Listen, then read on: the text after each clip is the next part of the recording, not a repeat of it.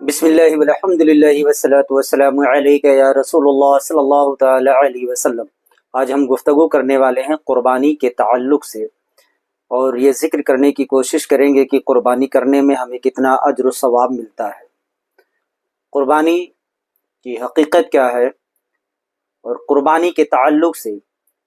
نبی دو جہاں صلی اللہ تعالی علیہ وسلم نے ہم تمام لوگوں کو کیا تعلیم فرمایا ہے، اور اس حوالے سے مذہب اسلام کی کیا تربیت ہے۔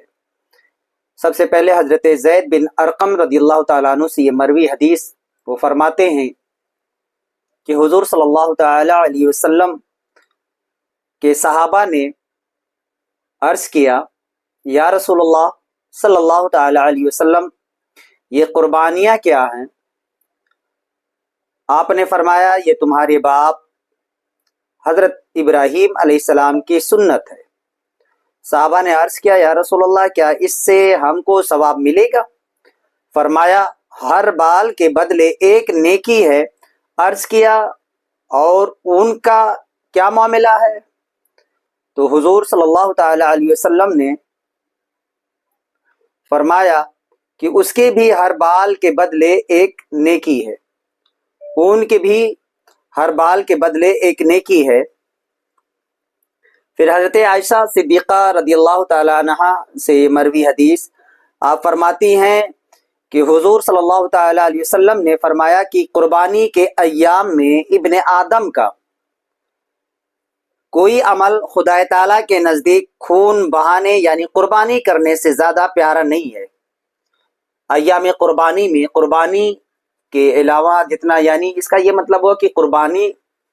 بہت ہی زیادہ اہم ہے، اور اللہ سبحانہ جل وعلا کو یہ بہت پسند ہے۔ اور وہ جانور قیامت کے دن جسے ذبح کیا جاتا ہے، جس کا گوشت وغیرہ ہم کھا لیتے ہیں، اور وہ جانور قیامت کے دن اپنے سینگوں، بالوں، کھروں کے ساتھ آئے گا، اور قربانی کا خون زمین پر گرنے سے قبل خدا تعالیٰ کے نزدیک مقام قبول میں ہے۔ آپ اندازہ لگائیں کہ ہم بہت ساری عبادتیں کرتے ہیں، لیکن ان عبادتوں کے حوالے سے اس طرح سے واضح حکم نہیں ملتا کہ وہ مقبول کے مقام پر پہنچ چکی ہو، لیکن قربانی کے حوالے سے یہ ہے کہ اس کا خون زمین پر گرنے بھی نہیں پاتا کہ وہ اللہ کے نزدیک مقام قبول میں پہنچ جاتا ہے۔ اور حضرت انس رضی اللہ تعالی عنہ سے یہ مروی ہے، حضرت انس سے یہ مروی ہے، آپ فرماتے ہیں کہ حضرت علی کرم اللہ وجہ الکریم کو دمبے ذبح کرتے ہوئے دیکھا گیا، 2 دمبے ذبح کرتے ہوئے دیکھا گیا۔ تو پھر پوچھا گیا کہ یہ کیا ہے؟ تو آپ نے فرمایا، حضرت علی رضی اللہ تعالیٰ عنہ نے فرمایا کہ حضور علیہ السلام نے مجھے وصیت فرمائی ہے، حضور نے مجھے حکم دیا ہے، وصیت فرمائی ہے کہ میں حضور کی جانب سے قربانی کیا کروں، تو میں دوسرا دمبا حضور کے جانب سے قربانی کر رہا ہوں۔ اب ذرا سے اس حدیث کے پیش نظر اس حدیث کو حضرت امام ابو داؤد نے روایت کیا ہے۔ میں یہ عرض کرنا چاہتا ہوں کہ ذرا سے دیکھیں، وہ لوگ بھی غور فرمائیں جو حضرت علی رضی اللہ تعالیٰ عنہ سے محبت کرنے کا دعویٰ رکھتے ہیں، اور کہتے ہیں کہ وہ مولا کائنات رضی اللہ تعالیٰ عنہ سے بے حد پیار کرتے ہیں،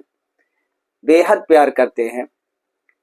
اور قربانی کا وہ انکار کر رہے ہیں۔ آج قربانی کے حوالے سے ان کے بہت سارے قول سننے کے لیے ملتے ہیں، ہمارے سماج میں وہ ہمارے پاس موجود ہوتے ہیں،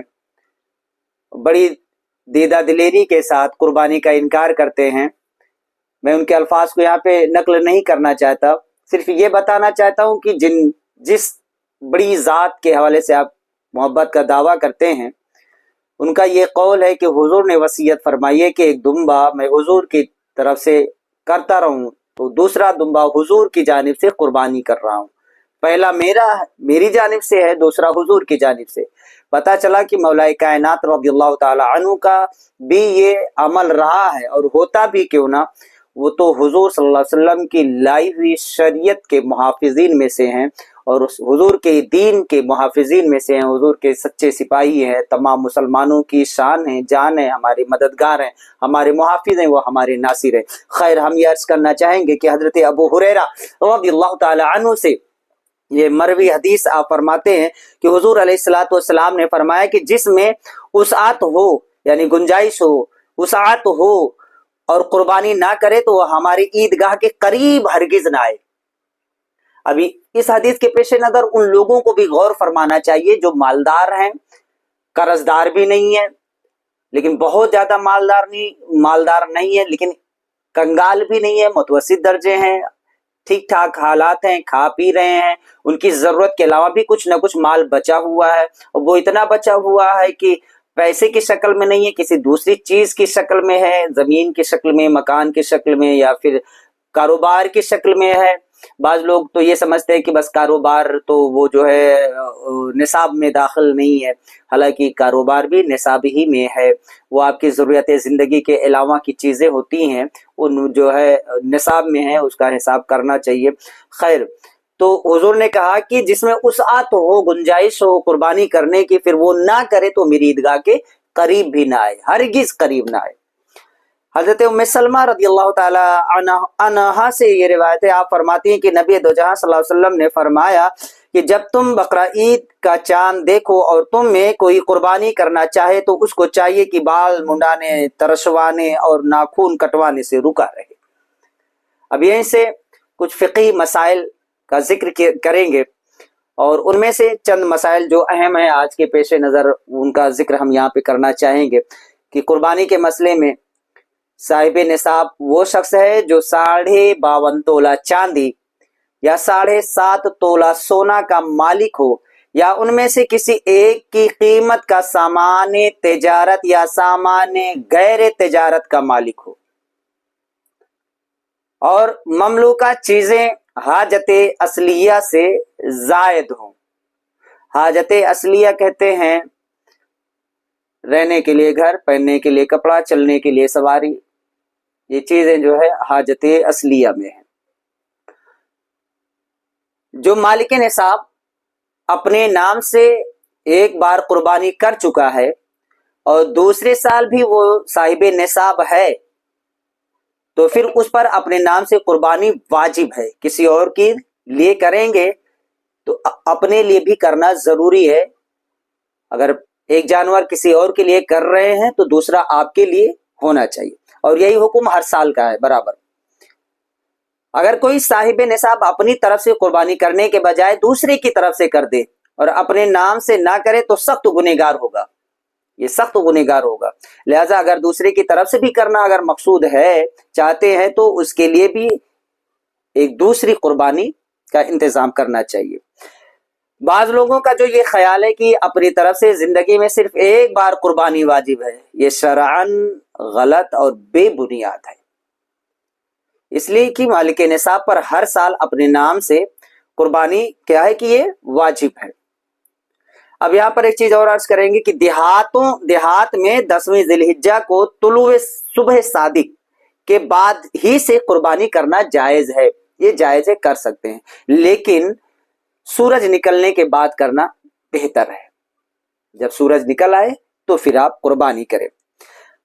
اور شہر میں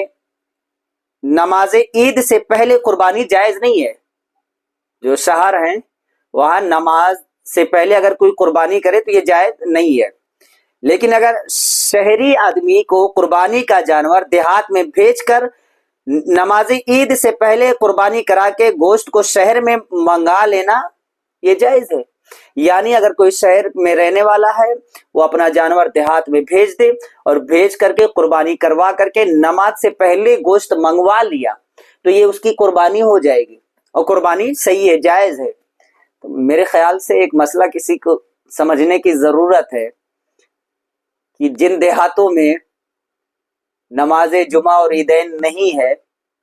وہاں قربانی کرنے میں مذائقہ نہیں، پہلے کی جا سکتی ہے، پہلے کی جا سکتی ہے، وہ قربانی ہوگی بھی، اور در مختار وغیرہ میں یہی مسئلہ ذکر کیا گیا ہے کہ شہری آدمی اگر دیہات میں قربانی کا جانور بھیج کر کے قربانی کروا لیا، گوشت منگوا لیا، تو یہ جائز ہے۔ بھائی کہاں ہیں آپ؟ نہیں سمجھ آئی بات؟ جہاں عید نہیں ہے وہاں قربانی کر سکتے ہیں، سمجھ رہے؟ اور جہاں عید ہے وہاں قربانی عید سے پہلے نہیں کر سکتے۔ کبھی بتایا آپ نے اپنے دیہات کے رہنے والے مسلمان بھائیوں کو؟ ہنگامے تو بڑے کھڑے کرتے ہیں، مسئلے تو بڑے آپ کو آتے ہیں، بہت دقیق مسائل بیان کرتے ہیں، تو ان مسئلوں کو کیوں آپ چھپا کے رکھتے ہیں؟ خیر، قربانی کا چمڑا یا اس کا گوشت یا اس میں سے کوئی اور چیز قصاب اپنی زبان میں چکوا، قصائی وغیرہ کو ذبح کرنے والے کو اجرت میں دینا یہ جائز نہیں ہے۔ اب قربانی کا گوشت غیر مسلم کو بالکل دینا یہ جائز نہیں ہے۔ قربانی کے جانور کو بائیں پہلو پر، اب یہاں سے ایک مسئلہ الگ ذکر کریں گے قربانی کرنے کا طریقہ، لیکن میں ایک آخری بات عرض کرنا چاہتا ہوں کہ ہم حنفیوں کے نزدیک یہی ہے کہ قربانی کا گوشت غیر مسلموں کو نہیں دیں گے، یہ جائز نہیں ہے۔ اسی تناظر میں یہ بھی بیان کیا جاتا ہے کہ جو آج کے موجودہ جماعتیں گمراہ ہیں، بد مذہب ہیں، ان بد مذہبوں کو بھی قربانی کا کوئی گوشت یا کوئی اور حصہ یہ دینا جائز نہیں ہے۔ یہ وجہ ہے کہ ہمارے بڑے اکابرین نے منع کیا کہ ہر بد مذہب، جتنے بھی بد مذہب ہے، کسی کو بھی اپنی قربانی میں نہ شریک کریں اور نہ قربانی کا گوشت انہیں دیں۔ اگر ایسا کرتے ہیں تو پھر وہ آپ کی قربانی باقی نہیں رہ جائے گی۔ اب یہاں پر ہم قربانی کرنے کا جو طریقہ ہے جانور کا، اس کا ذکر کرنا چاہیں گے کہ قربانی کے جانور کو بائیں پہلو پر اس طرح لٹائیں، بائیں پہلو پر اس طرح لٹائیں کہ اس کا منہ قبلے کی طرف ہو،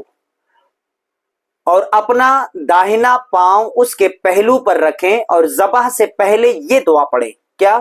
انی وجہت وجہی للذی فطر السماوات والارض حنیفا وما انا من المشرکین ان صلاتي ونسکی ومحیای ومماتی للہ رب العالمین لا شریک له وبذلک امرت وانا من المسلمین۔